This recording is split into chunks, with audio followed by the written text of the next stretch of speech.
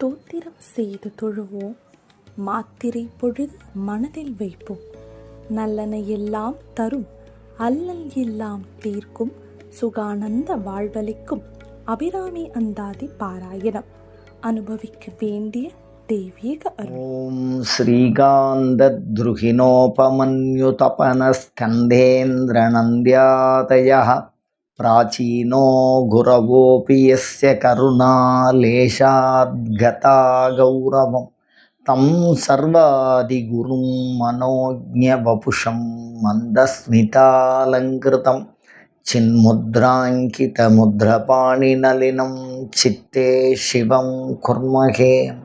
நமஸ்ஸரசே நமஸ்ஸரசஸ்பதயே நமஸ்ஸகீனாம் புரோகானாம் சக்ஷுஷே நமோதிவே நம பிருதிவே நமஹ. எல்லாம் வல்ல இறைவியினுடைய பெருங்கருணையினாலே அபிராமி சமயத்தின் அந்தாதி குடில் சார்ந்து உங்களை சந்திப்பதில் பெருமகிழ்ச்சி அடைகிறேன். உபாசனை ரகசியம் 108 சிந்தித்து வருகிறோம்.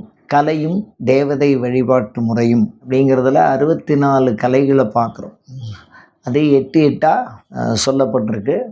அரசர்கள் மந்திரவாத கலையை எப்படி பயன்படுத்துகிறார்கள், ராஜசாரம்னு பேர். நிறைய மக்களை அரசன் சந்திக்க வேண்டியதாக இருக்கும். சில நேரங்களில் பார்த்திங்கன்னா அரசன் தான் நீதி அதிகாரியாக இருந்தான். கடைசி முடிவு யார் எடுக்கணும்னா அரசன் தான் எடுக்கணும். இந்த மரண தண்டனை அந்த மாதிரி விஷயத்தில். அப்படி இருக்கும்போது எல்லா இன மக்களையும் தன்வயப்படுத்தி கொள்ள வேண்டும். அரசனுக்காக தான் உயிரையே கொடுக்கக்கூடியவன் போர் வீரன். அந்த மாதிரி ஒரு உயிரையே கொடுக்குற அளவுக்கு அரசன் கூட நெருங்கிய நட்பும் விசுவாசமும் வேணும். அது மாதிரி அதிகமான மக்கள் யாருக்கு இருக்காளோ அவன்தான் யுத்தங்களில் வெற்றி அடைகிறான். இப்போ ராஜாவுக்கு ரொம்ப முக்கியம் என்னன்னா வசியம். யாரை பார்த்தாலும் அரசனா நான் அவருக்காக எல்லாம் செய்வேன், அரசனை எனக்கு ரொம்ப பிடிக்கும் அப்படின்னு சொல்லக்கூடிய அந்த பண்பு வேணும். அந்த பண்புக்கு தரக்கூடியது வசிய பிரயோகம்னு சொல்லுவோம். இந்த வசிய பிரயோகம் பண்ணினா என்ன ஆகும் அப்படின்னு கேட்டிங்கன்னா, யாராக இருந்தாலும் எதிர்க்க மாட்டா. மாறா யார் இந்த ஜபத்தை பண்ணுறாளோ அவளுக்கு வசப்படுவாள், அவள் சொல்கிறத கேட்பா. அதுக்கு பேர் வசிய பிரயோகம். அரசனுக்கு அது தேவை. இது இதுக்குன்னு உதாரணத்துக்கு ஒரு சில தேவதைகளை சொல்லியிருக்கா. அதில் வசியத்தில் மிகச்சிறந்த தேவதை அப்படின்னு சொன்னால் மன்மதனை சொல்லலாம். அதுக்கு அடுத்தது பார்த்திங்கன்னா மோகனம் அப்படின்னு ஒரு பிரயோகம். இந்த மோகனம் அப்படிங்கிறது என்னென்னா, ஒரு நன்மையை செய்வதற்கு, புதிதான ஒன்றை கொண்டு வருவதற்கு ஒரு பேராற்றல் வேணும். அரசன் பல திட்டங்களை கொண்டு வருவான். அதில் சில திட்டங்கள் பலரால் எதிர்க்கப்படும். சில திட்டங்கள் வரும்போது என்ன ஆகும்னு கேட்டிங்கன்னா, பலர் அதனால் பாதிக்கப்படுவாங்க. இப்போ நம்ம நவீன காலத்தில் கூட பார்க்குறோம். சில திட்டங்கள்லாம் இருக்கும்போது, இப்போ புதிதாக ஒரு சாலை போடுறாங்க. அந்த பிரச்சனைகள் அந்த இடத்துல வாழ்கிறவாளுக்கு பாதிப்பை கொடுக்கும். அந்த மாதிரி இருக்கிறவா எதுவுமே பிரச்சனை பண்ணாமல் இருக்கணும். அதாவது சொந்த இடத்துக்குள்ளே அவாவா வீட்டுக்குள்ளேயே பங்காளிகள் அப்படின்னு சொன்னால் மிக நெருங்கிய உறவும் அவர்கள்தான், மிக சிறப்பான சண்டை போடுறவாளும் அவள் தான். அப்படி வரும்போது என்ன ஆகும்னு கேட்டிங்கன்னா, எந்த ஒரு செயலையும் செய்ய விட மாட்டான். அப்போ சண்டை போட்டுண்டு இல்லை ஏதாவது மாறு வழியை கிளப்பி விட்டுண்டு அதை செய்ய விட மாட்டா அந்த அரசர்கள் கொண்டு வர்ற அந்த திட்டத்துக்கு. அதுக்கு இந்த மோகன பிரயோகம்னு ஒரு பிரயோகம். இதுக்கு அதிதேவதை விஷ்ணுன்னு சொல்கிறா. இந்த தேவதையை பிரயோகம் பண்ணினா எந்த திட்டத்தை அரசன் கொண்டு வந்தாலும் அதை மக்கள் அது மேலே இருந்து செய்கிற அதிகாரிகள் எல்லாருமே அதுக்கு உடன்பாடாக நிற்பா. அதுக்காக மோகனம்னு ஒரு பிரயோகம். அதுக்கு அடுத்தது பார்த்திங்கன்னா மாரணம்னு ஒரு பிரயோகம். இதுக்கு யமன் தான் அதிதேவதைன்னு சொல்கிறா. சாதாரணமாக யுத்தம் பண்ணுறதுக்கும் மந்திரக்கலையை கற்றுட்டு யுத்தம் பண்ணுறதுக்கும் என்ன வித்தியாசம் அப்படின்னா, ஒரு யுத்தத்தில் ஒரு மனுஷனால் ஒரு 10 பேரை வெட்ட முடியும் அப்படின்னு சொன்னால், மாரண பிரயோகம் கற்றுண்டு அவன் யுத்தம் பண்ணுறான் அப்படின்னா அவன் 100 பேரை வெட்டுவான். 10 மடங்கு அப்படி ஒரு ஆற்றல் இந்த மாரண பிரயோகங்கிறது. அதனால் எதிரிகளை அழிப்பதற்கு இந்த மாரண பிரயோகத்தை பயன்படுத்தியிருக்காங்க. அதுக்கு அடுத்தது பார்த்திங்கன்னா ஸ்தம்பனம்னு சொல்கிறது. அரசனுக்கு எதிராக, அதாவது உபாசகனுக்கு எதிராக யாரெல்லாம் என்னென்ன பண்ணுறாங்களோ அவளுடைய பிரயோகத்தை, அதாவது செயல்பாடுகளை நிறுத்தி வைத்தல். நிறுத்தி வைக்கிறதுனா அவன் செய்கிற முயற்சியெல்லாம் எதிரி நாட்டு மன்னன் இந்த நாட்டு மன்னனை அழிக்கிறதுக்கு எந்த முயற்சி பண்ணாலும் அது நடக்காது, அப்படியே நிற்கும். எந்த முயற்சியாக இருந்தாலும். இப்போ அந்த காலத்தில் வால் அடிக்கணும் அப்படின்னு வச்சுங்களேன், சண்டை போடுறதுக்கு அந்த வால் அடிக்கிறவன் இருக்க மாட்டான். இரும்பு கிடைக்காது.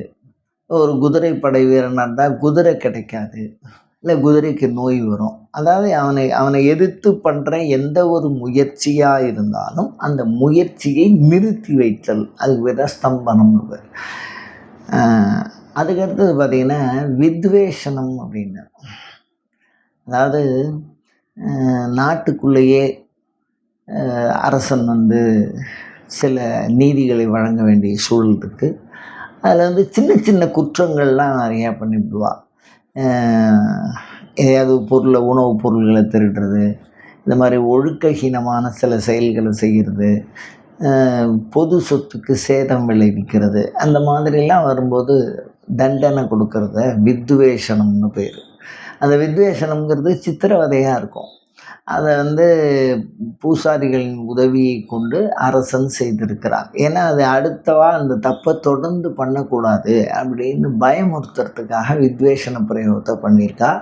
இதை செஞ்சால் அடிக்கடி எதிரிக்கு துன்பம் வந்துட்டே இருக்கும். வயிற்றால் போகும், வாந்தி எடுக்கும், அவனுடைய தெம்பு குறையும், இரவு நேரத்தில் தூக்கம் வராது. இந்த வித்வேஷன பிரயோகம் பண்ணால் எதிரியை அப்படிலாம் பயமுறுத்தி வைக்கிறது, கொல்லாமல். அதை யாருன்னா எதிரியாக இருந்தால் அழிச்சுன்னா, நம்ம நாட்டுக்குள்ளேயே இருக்கிறதா இருந்ததுனால ராஜாவுக்கு ஒரு கருணை, அவன் செய்கிற தப்பை நிறுத்தணும். இன்னும் அது மாதிரிலாம் பண்ணால் பிரச்சனை வந்துடும் அப்படின்னு இந்த வித்வேஷன பிரயோகத்தை பண்ணி தீய வழிகளிலே மக்கள் செல்லாமல் இருப்பதற்காக சில அச்சுறுத்தல் நடவடிக்கைகளை இந்த தேவதையை கொண்டு செய்கிறார்கள். இது பைரவர் இதுக்கு அதிதேவதைன்னு சொல்கிறார். அடுத்தது பார்த்திங்கன்னா உச்சாடனம். திடீர்னு எதிரி நாட்டு அரசர்கள், அந்த எதிரி நாட்டுக்கு வேண்டியப்பட்டவன் அவன் நம்ம நாட்டுக்குள்ளே பூந்துருவான். பூந்து எல்லாத்தையுமே சூழ்ந்துருவான். அப்படி சூடுற நேரத்தில் இந்த பிரயோகத்தை பயன்படுத்தியிருக்கா. அது பேர் உச்சாடனம்னு பேர். உச்சாடனம்னா விரட்டுவது, எதிரிகளை அச்சுறுத்தி விரட்டுவது. இந்த பிரயோகத்துக்கு ஆபத்துத்தாரமர்னு ஒரு தேவதையை சொல்கிறார். அது என்ன பண்ணோம்னா, யாருமே இல்லாத இடத்துல ஒரு 100 பேர் இருக்க மாதிரி காமிக்கும். திடீர்னு சத்தங்களை உண்டு பண்ணும். ஒரு விதமான அந்த இடத்துல எதிரியை உட்கார விடாத பண்ணும். ஓடணும். உச்சாடனம்னா விரட்டி விட்டுருவோம் அவனை. திடீர்னு பாம்பு சேர்ந்து படைக்குள்ளே ஒரு 100 பாம்பு வீட்டுக்குள்ளே போடுற மாதிரி இருக்கும். இல்லை அந்த படை யார் நடத்துகிறாரோ அவளுக்குள்ளே போகிற மாதிரி இருக்கும். விஷ ஜந்துக்கள் தாக்குற மாதிரி இருக்கும். திடீர்னு ஒரே நேரத்தில் ஒரு 20 பறவை 30 பறவை அப்படி எல்லாரையும் கொத்துற மாதிரி. அது பேர் உச்சாடன பிரயோகம்னு பேர்.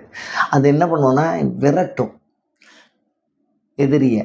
அதுக்காக அரசர்கள் அதை பயன்படுத்தி இருக்கிறார்கள். அதே மாதிரி பார்த்திங்கன்னா சில அரசர்கள் தனக்கு சொந்த வலு இருக்காது. பெரிய ஆட்கள் ஒரு 4-5 பேராக ஒன்றா சேர்ந்துக்குவான். சிற்றரசர்கள் 4-5 பேராக ஒன்றா சேர்ந்து ஒரு பேரரசனை எதிர்க்கிறதுக்கு முயற்சி பண்ணுவான். அப்போ என்ன பண்ணுவான்னு கேட்டு, கருத்து வேறுபாடு தான் எல்லாம். இதெல்லாம் அரசர்கள் மாத்திரம்தான் அதை பயன்படுத்தியிருக்கா. அந்த கருத்து வேறுபாடுகளில் வரும்போது யாரெல்லாம் ராஜாவுக்கு எதிரியாக இருக்காளோ, எதிரிக்கு நட்பாக இருக்காளோ, அவளையெல்லாம் என்ன பண்ணுறதுன்னா பேதனம் பிரித்து விட்றது. அந்த ராஜா கூட யாரும் சேராத மாதிரி பண்ணி விட்றது, கருத்து வேறுபாட்டை ஏற்படுத்துவது. அதுக்கப்புறம் பார்த்திங்கன்னா எங்கே செல்வம் இருந்தாலும், எங்கே தெய்வீக ஆற்றல் இருந்தாலும், எங்கே உயர்வான பொருள் இருந்தாலும் அந்த பொருள்களை நம்ம நாட்டில் கொண்டு சேர்க்கறது அந்த ராஜா. அதுக்கு பேர் ஆகர்ஷணம்னு பேர்.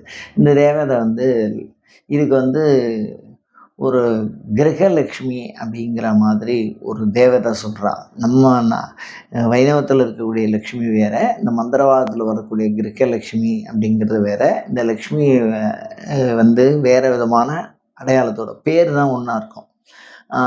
அதை ஒரு மந்திரவாத கலையாக சொல்கிறாங்க. நல்லது எல்லாம் கொண்டு வந்து அப்படி குவியும். எந்த நாட்டில் இருந்தாலும் அதை கவர்ந்து எடுத்து கொண்டு வருவாங்க. பொதுவாக அந்த காலத்துலலாம் பசுவை தான் பிடிச்சின்னு வந்திருக்கா. அது இந்த ஆகர்ஷண ஜபத்தை பண்ணி பசுவை அழைச்சின்னு வந்தால் மிரளாமல் 4 பசு வர்ற இடத்துல 40 பசு வரும். மிகப்பெரிய செல்வங்களை கவர்ந்து எடுத்துன்னு வருவா. அதுக்கு பாதுகாப்பாக இருக்கும். ஆற்றுல கொண்டு வந்து சேர்ப்பா. அதாவது அந்த ராஜா இருக்கிற இடத்துல கொண்டு வந்து சேர்ப்பா. அதுக்கு பேர் ஆகர்ஷணம்னு வரும். சில தேவதைகளை அழிச்சுன்னு வந்துடுவா. நல்லது செய்யக்கூடிய நகர தேவதைகள்லாம் இருக்குது. ஒரு ஊர்லேருந்து இன்னொரு தேவதைக்கு அந்த தேவதையை இழுத்துன்னு வர்றது, அது பேர் ஆகர்ஷணம்னு பேர். அந்த மாதிரியெல்லாம் பயன்படுத்தி ஒரு சமூக நன்மையின் பேரிலே இந்த மந்திரவாத கலையை அரசர்கள் பயன்படுத்தி இருக்கிறார்கள். இதுவும் உபாசனையில் நம்ம தெரிஞ்சுக்க வேண்டிய ஒன்று. என்னென்ன தேவதையெல்லாம் இருக்குது, என்னென்ன தேவதையை வச்சு என்னென்ன மாதிரி பிரயோகம். அந்த தேவதை அதை தான் பண்ணும், வேறு எதுவும் பண்ணாது. அந்த தேவதையை நம்ம வழிபாடு பண்ணினால் சில நன்மைகள். ஏன்னா மனிதர்களுக்கு என்ன தேவை இருக்குன்னு யாருக்கும் தெரியாது. அவரவர்களுக்கு ஏற்ற வகையிலே மந்திரவாத கலையை ரொம்ப பயன்படுத்தி இருக்கிறார்கள். அதில் இந்த ராஜசாரத்தை நாம் தெரிந்து கொண்டு பயன்பெறுவோமாக. அயம் தர்மஹா உத்தரோத்தராபிவிருத்திரஸ்து.